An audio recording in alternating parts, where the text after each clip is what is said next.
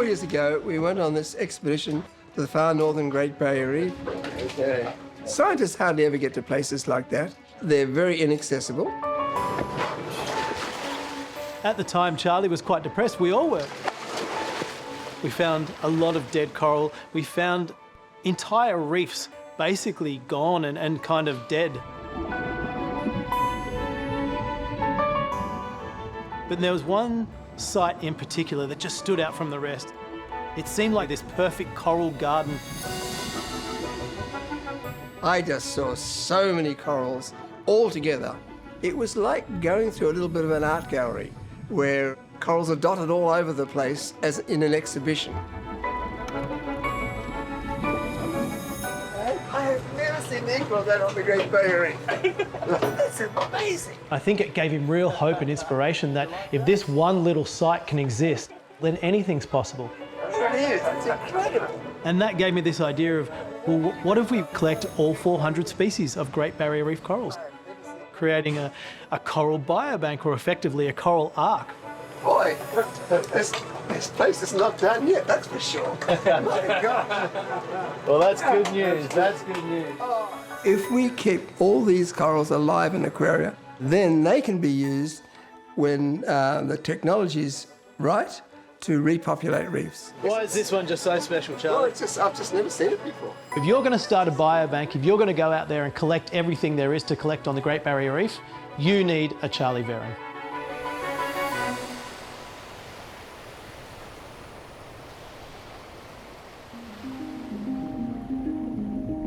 Charlie is as close as you can get to a rock star within the coral reef world.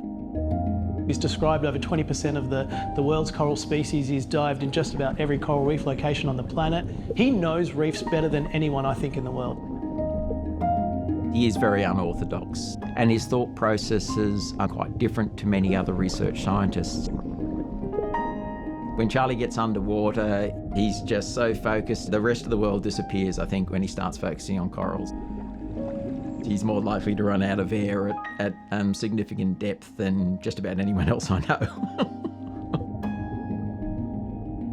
I don't even take a camera with me because that gets in between me and absorbing the surroundings that I'm in. He is completely without fear, even though it is an alien world. He becomes a kind of human fish, as near as it's possible. The worst part of a dive is having to surface when the tank's empty. Otherwise, I just stay down there.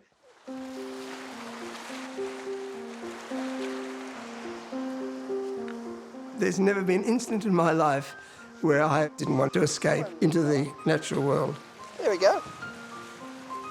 I think I was born to love nature. Even as a little child, I used to just love the outdoors and watching things, observe, and thinking about things. And that became a big, big part of my life.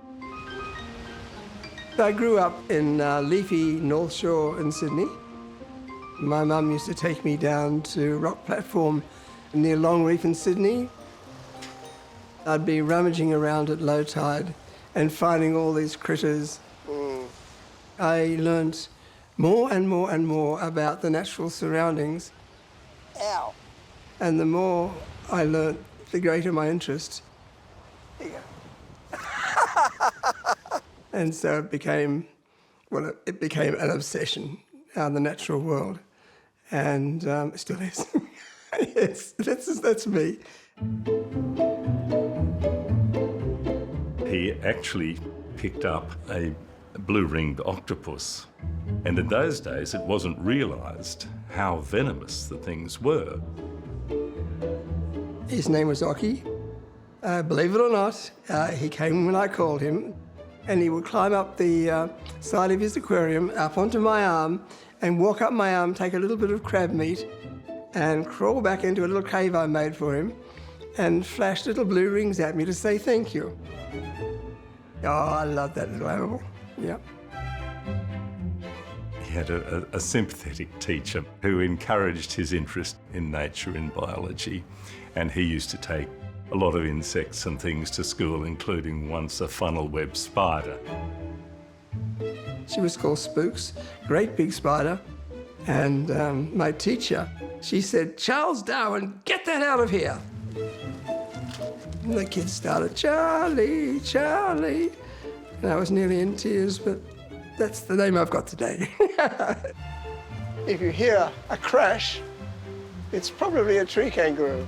His mother was actually horrified that people started calling him Charlie. His full name being John Edward Norwood Veron.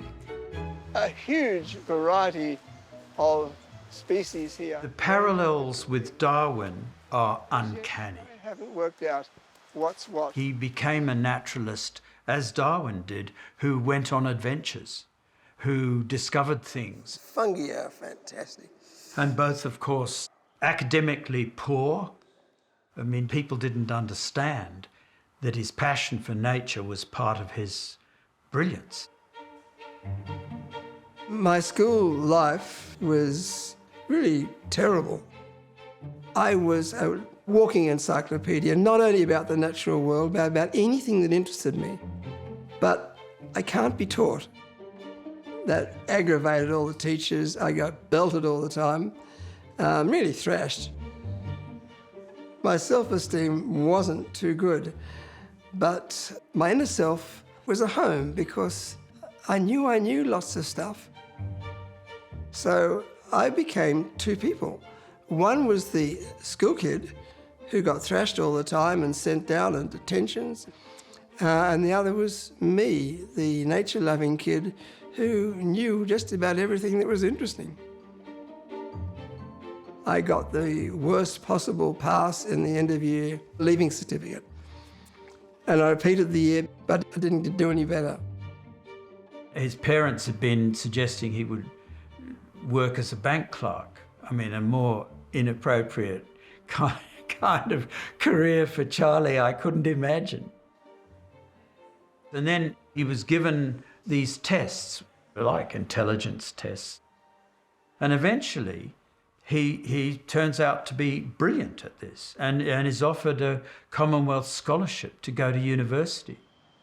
Any university in the country. I went to University of New England, which was the only rural university. It was the nearest thing to the bush. I just did a Bachelor of Science in mostly life sciences, zoology, botany. I was reborn, and I just love university life. I met Charlie in 1966, 13th of July. We were both on our junior common room committees and we met at a committee dinner. We had a few glasses of sherry, which is a great deal more alcoholic than wine. So that gave me the courage to say to Kirsty, "I've got a pet pygmy glider. Would you like to see it?" He produced this little gliding possum and it was so cute and so gorgeous. So of course I was very interested straight away. And he was a very handsome, very fresh-faced young fellow. Very much an individual, didn't sort of fit the mould. We were married in 1968 and Noni was born in April 1970. There was much joy surrounding her birth. She was a gorgeous child, and Charlie, yes, was absolutely besotted with her. When Charlie finished his PhD in dragonflies, he was, of course, looking around for what's next. And we saw this advertisement for a research fellowship at James Cook University studying the Great Barrier Reef. He'd got involved in scuba diving very early on, more as a hobby. It's that qualification, scuba diving, that enabled him to start a career as a marine scientist. So I became the first full-time researcher on the Great Barrier Reef, and I had no background in marine biology at all, not a single lecture. I probably saw more of the Great Barrier Reef in that time than anybody ever has. I was anything but what I would call a scientist. I was a naturalist, observing and thinking. It was formative. because it gave him confidence. He built his own knowledge of being a marine scientist himself by doing it. It was such a spectacularly wonderful place. The whole thing was just alive. A healthy coral reef is really noisy. It's like being in the middle of a city. And it's all these little critters talking to each other. I desperately wanted to know about all these things I saw. And so I could head for the library, but libraries weren't too good on coral reefs in those days. You couldn't just look them up. One of the things that people don't realise is how little work had been done on the reef. Most of the people who had made these investigations of corals had been looking at them dead. They hadn't been underwater. This guy wrote all these volumes without ever seeing a living coral. I'd go diving, I'd come back, lots of corals and lots of photographs, and this is what I'd have to reconcile all that with. Endless photographs of corals in the Natural History Museum in London.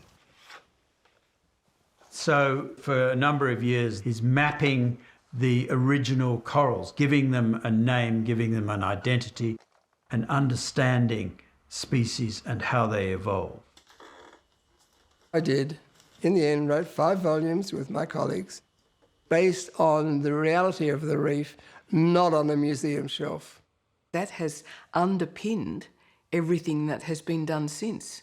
That provided the ground rules, if you like, on which other people could build their research. When we first went to Townsville, I didn't like living in a town. Strange. So I found a patch of 5 acres out of town with a very private little river. Noni was the little girl, and she absolutely loved that place. She collected all sorts of animals. She was always passionate about animals. Her ambition, right from as long as I can remember, was she was going to be a vet. And she learned to dive quite early. She couldn't wait to get down and see what was happening, what Dad was doing underwater. We had Noni and we weren't going to have any more children. We had 2 awful times. A baby died and a late miscarriage. And so we'd called it quits. Noni decided. She talked us into having another child, and that's Katie. Katie had a partially cleft palate. She had a hole in the heart. She had breathing difficulties. She had feeding difficulties. Noni just adored her. She would talk to her and she would sing to her. Katie was 2 years old when she took her first steps to Noni. And that's what happened. 3 days before her 10th birthday, Charlie was away in Hong Kong. A friend and I decided we'd go on a picnic.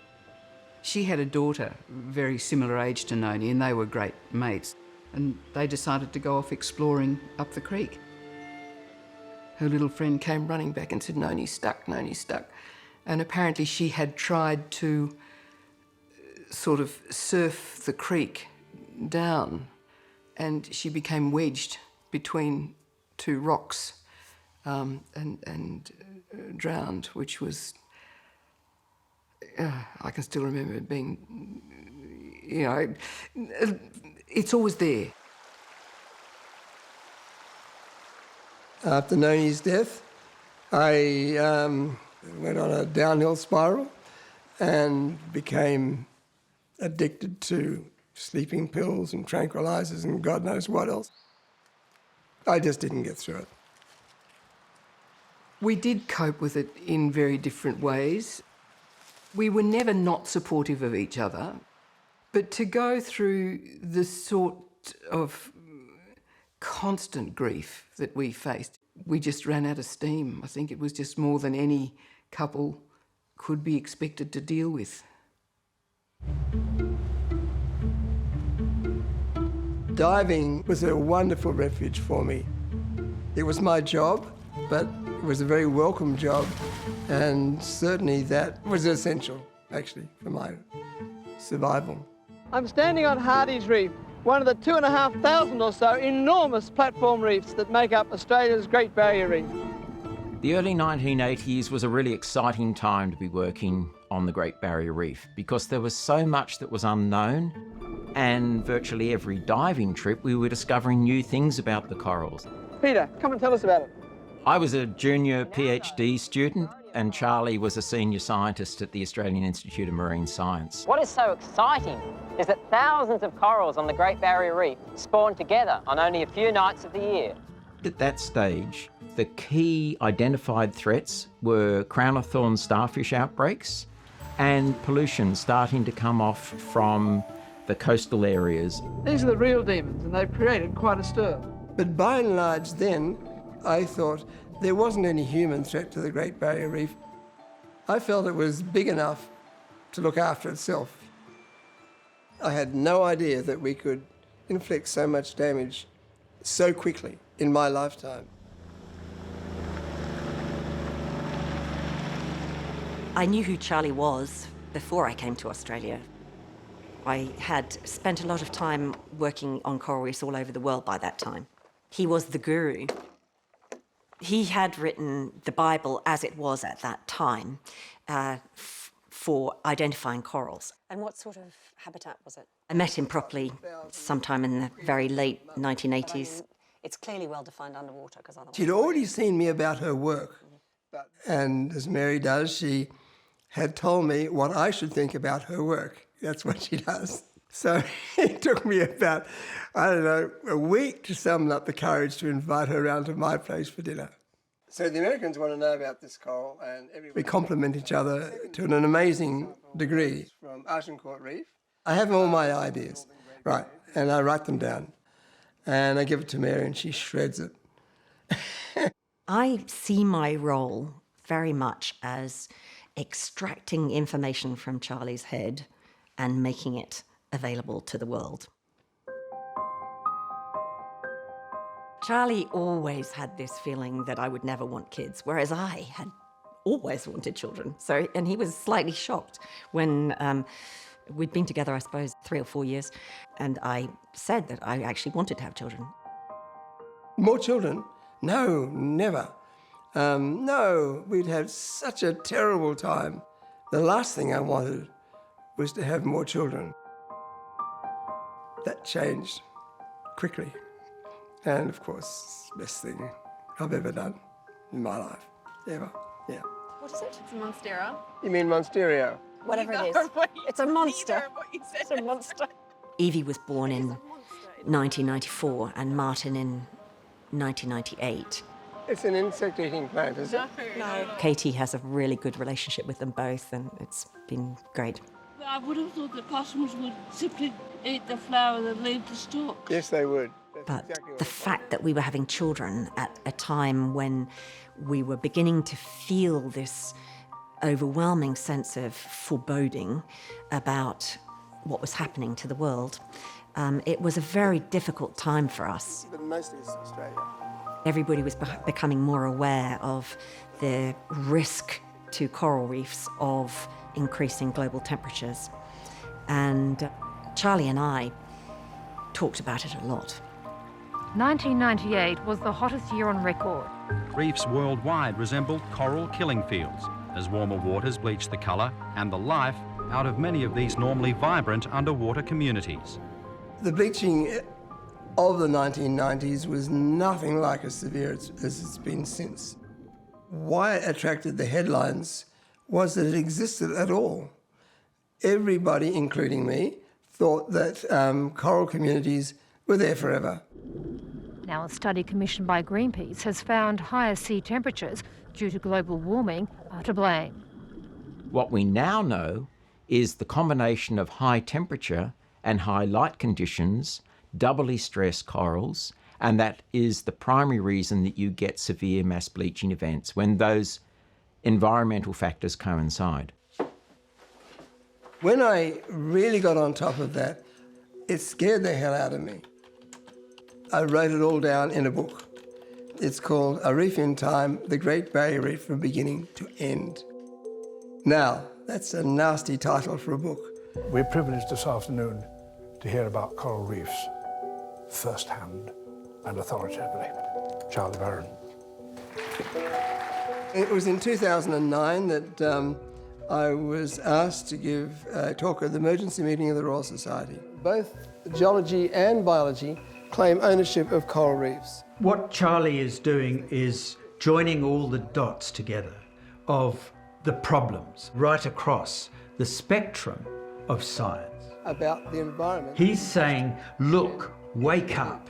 Coral reefs are the canaries of climate change. Is that once you start losing the Great Barrier Reef and the likes of it, you really have a domino effect. It'll flow onto all reefs. It'll affect fish. It'll affect everything. That is the path that mass extinctions take. That talk was the first of its kind in the sort of depth where it delved into all the known science and the projections. And I've realised for the first time that it wasn't just about coral reefs, it was about the entire ocean ecosystem going down. For a while, Charlie found it very difficult to rise above his own depression, if you like, about what was happening to the reef. It was almost as though it was a personal failure of his that the reef was declining, and he would get really very down about it.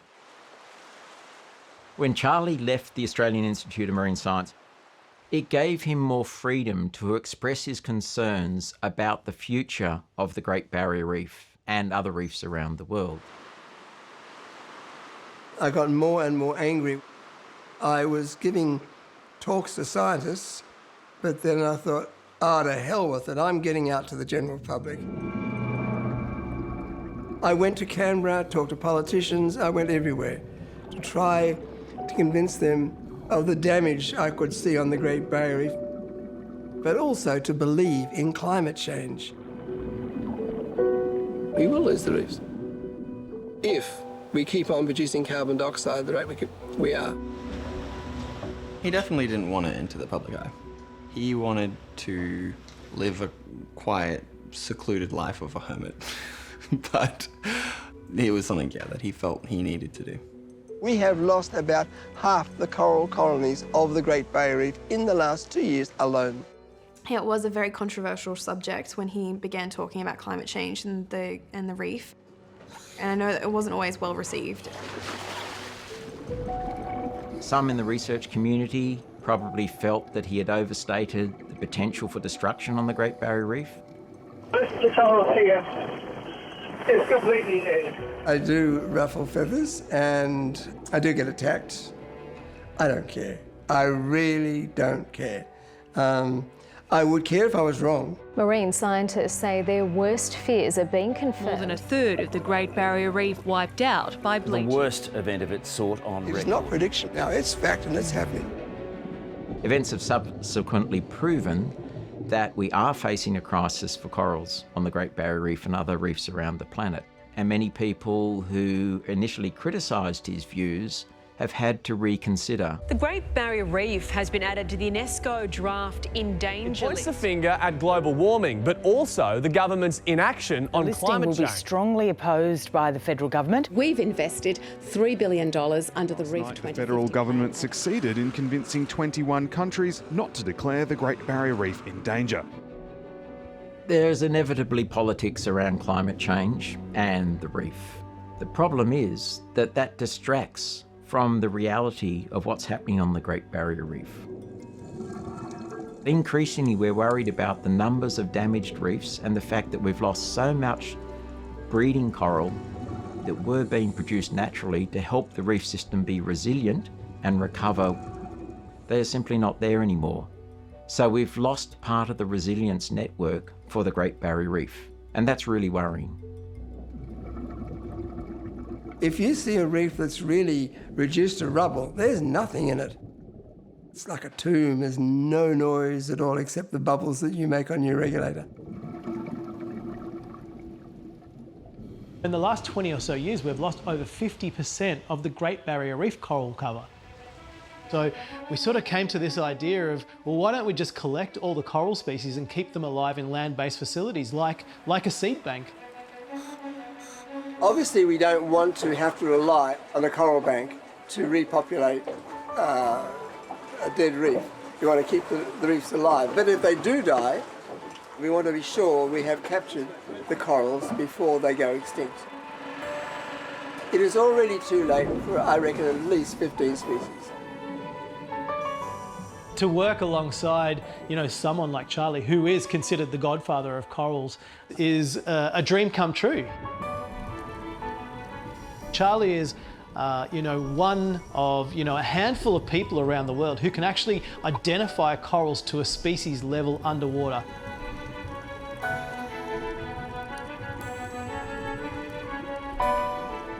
When we're underwater, Charlie indicates which species of coral he wants to add to the biobank.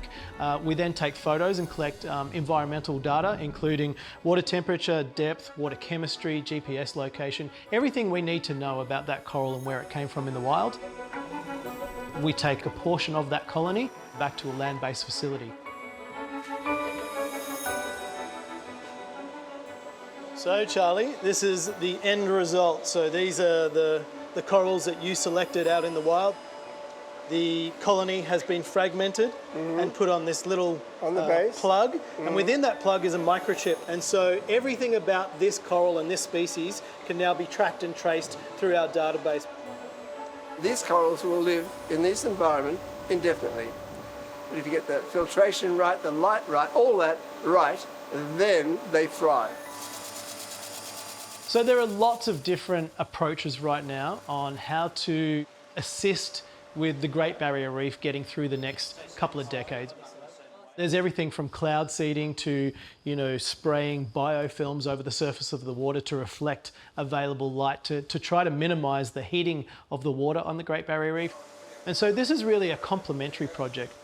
But Charlie, 45 years ago, would have thought this the most bizarre thing he could possibly do. And now it's all real. This is your legacy. We're relying on private donations and philanthropic funding to get this project running and operational and successful within a couple of years. Wow. I think the biobank concept is a little bit like an insurance policy. If all else fails in terms of active reef restoration, it's really important to have at least some of these corals in a preserved environment that may in the future be the foundation of new coral communities that we can put back out onto the reef system. That's the one that we found in the very far north.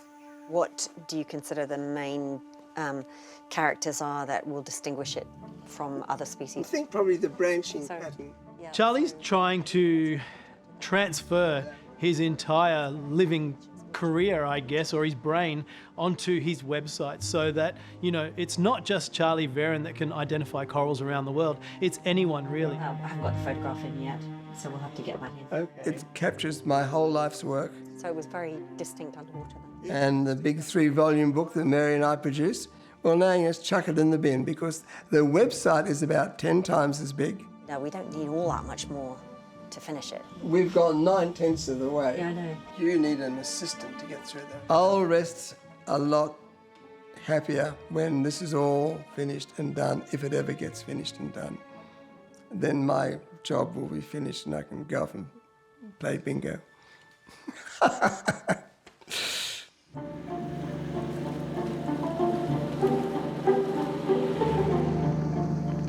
I've been trying to retire and be redundant for at least the last 20 years.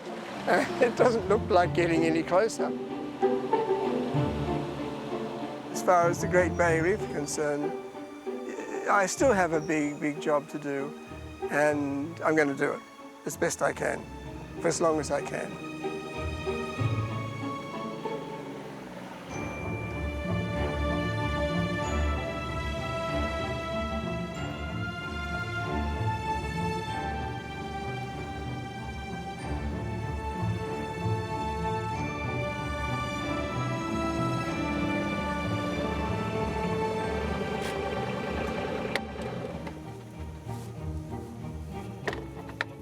So we're going to be planting 20 to 40,000 trees straight up. That's going to be a corridor that can connect the rainforest on our right to the World Heritage Area on our left. Be wonderful. We are a bit overloaded on the work front at the moment. So it's a combination of rainforest trees and corals and coral reefs, Yes. both.